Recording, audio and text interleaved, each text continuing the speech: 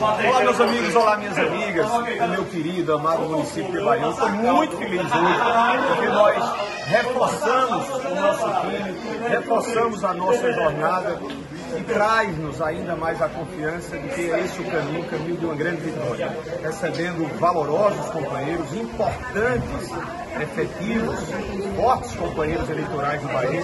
Meu querido Diego, candidato a prefeito, vocês bem conhecem, nosso Júnior, ex-presidente e vereador, ao lado do meu companheiro MDBista Adriano Martins, que agradeço demais, Diego, pela tua atenção, pela tua confiança, como também do nosso querido Ivan Júnior, certo de que haveremos de fazer como temos feito, colaborando, como é a nossa obrigação com o Bahia, e haveremos de continuar a sê-lo na condição de governador, meu irmão.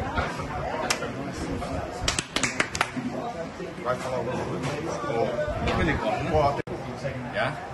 Quero dizer a todos os baienses que estamos juntos, o nosso futuro governador veneziano, junto com o meu irmão Júnior, nosso companheiro Adriano Martins, e dizer a vocês, vamos juntos, firme e forte, a vitória com o povo de Bahia. Amém. Show de bola.